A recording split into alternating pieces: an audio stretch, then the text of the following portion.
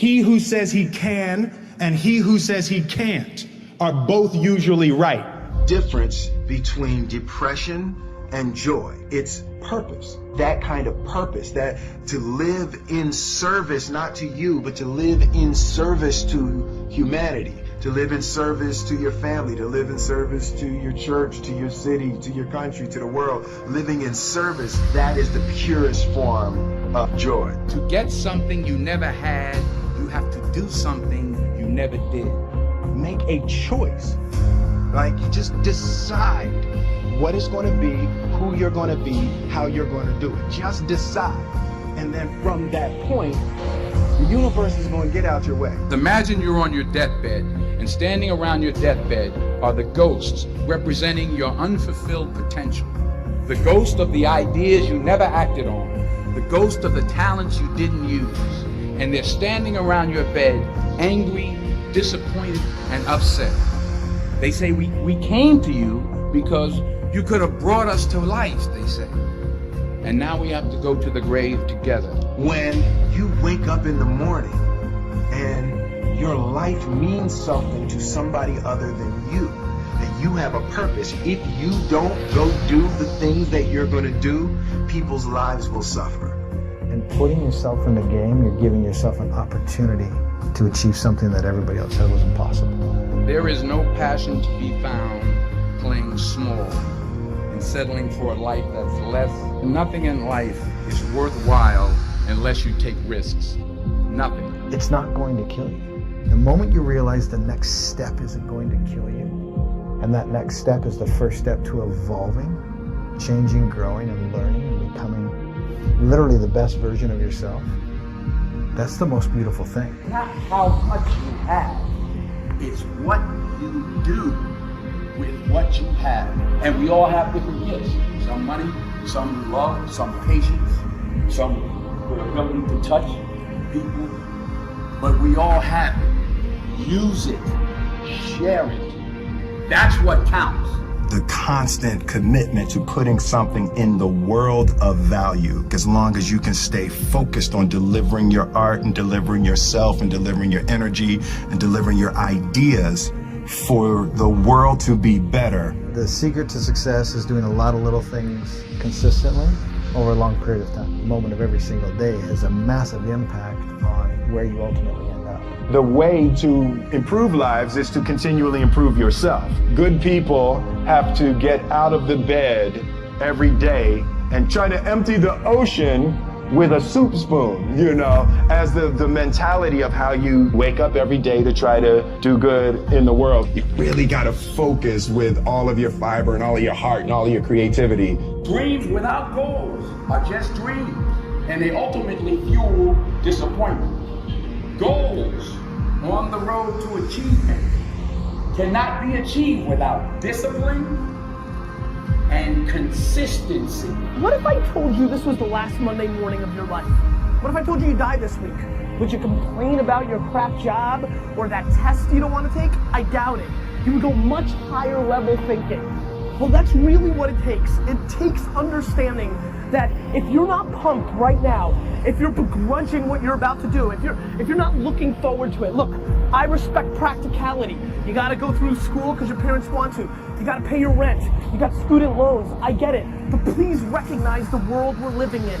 We're living in a world where there's so much more opportunity. This internet thing created way more opportunity for all of us. Way more. I mean, look, you might not even be alive. Like, your mom and dad could have had sex like 3 minutes later and you wouldn't even exist. And you're complaining. You could have ended up being a bus, a tree. I just don't get the mentality of being head down sad on a Monday morning. I'm gonna make Monday morning my, I'm gonna make you Saturday Monday morning. That's what I wanna do every morning. That's what I want from you. Please, take a step back and think about how awesome it actually is. And then recognize that you can attack the world in a totally different way because you were lucky enough to be born during this era. Take full ownership for everything and then everything gets easy, because then you're in control. The separation of talent and skill is one of the greatest misunderstood concepts for people who are trying to excel, who have dreams and want to do things. Talent you have naturally. Skill is only developed by hours and hours and hours of beating on your craft. There's no easy way around it. No matter how talented you are, your talent is going to fail you if you're not skilled. You know, if you don't study, if you don't work really hard and dedicate yourself to being better every single day. Learn how to love to lose. We all have losses. And so I like losses. I love adversity. I like the climb. I like the chip on my shoulder. I like when people are like, oh, I knew it, he's not that good. I like adversity. Do you have the guts to fail? You will fail at some point in your life. Accept it. You will lose. You will embarrass yourself. You will suck at something. Embrace it, because it's inevitable. You hang around the barbershop long enough, sooner or later you're going to get ahead. Every failed experiment is one step closer to success. Thomas Edison conducted 1,000 failed experiments because the 1,001st was the light bulb. Everything up to the stepping out, there's actually no reason to be scared. It only just ruins your day. You don't have to jump. And then in that moment, all of a sudden, where you should be terrified is the most blissful experience of your life. And God placed the best things in life on the other side of terror. On the other side of your maximum fear are all of the best things in life. Yet I went out in the world and I carried myself and I held my head high and I stood there and I looked people in their eyes and I talked to people as if I was deserving. You could be whatever you want to be. You could do whatever you want to do. And I want you to keep in your heart, just know that you can.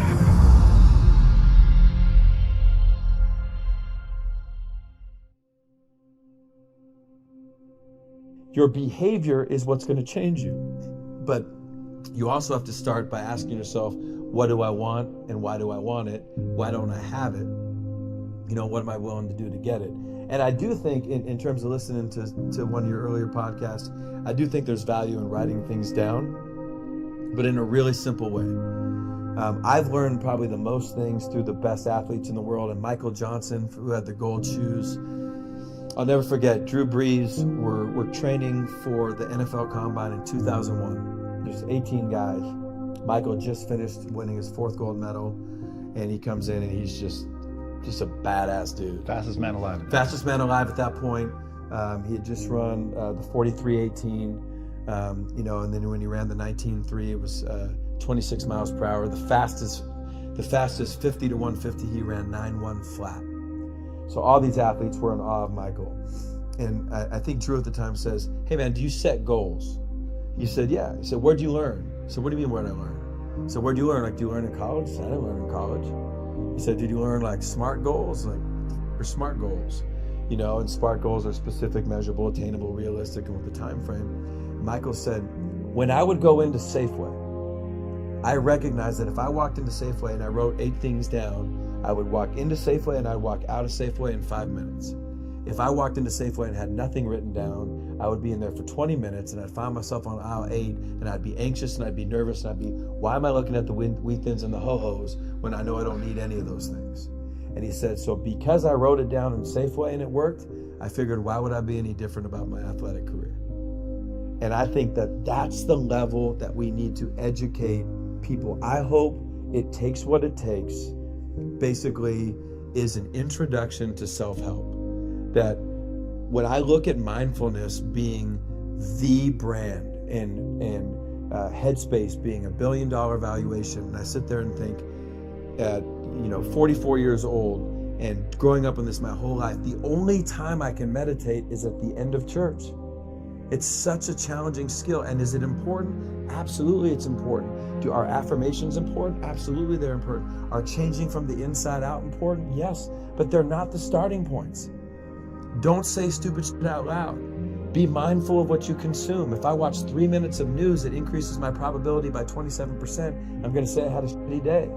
See, do you agree with me that our lives today as a generation of people has become far more comfortable and far more convenient simply because of our understanding of science and our exploitation of that knowledge as technology.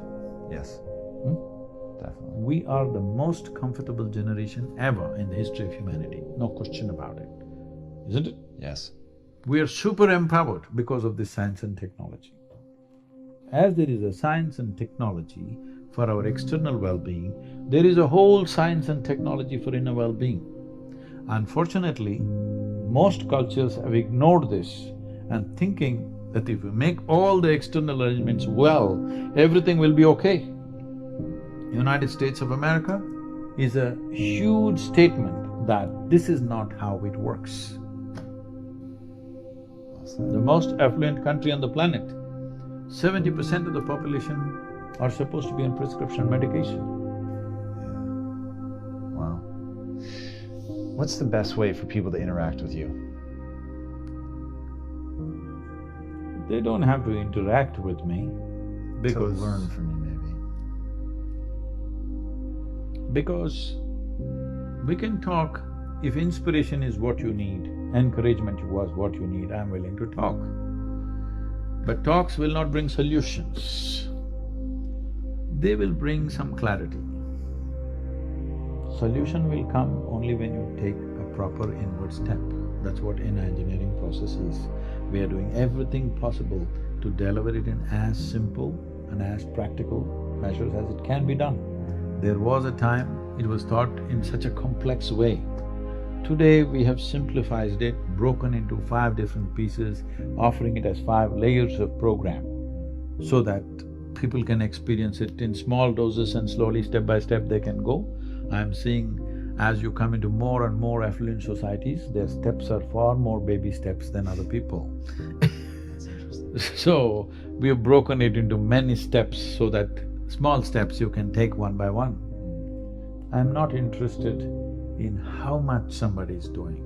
I'm very interested in how they're doing it, because that's what changes the quality of who we are. Because the content of our life will not change our life. It is the context of our life which changes our life. Because your content you have changed and you see, people are not happy. Content of our life is phenomenally enhanced compared to how our grandparents lived here, isn't it? Even in this country. Yes. How can people change their context? That's what inner engineering is about. If your context shifts from your psychological and physiological process to the life process that you are, everything has changed.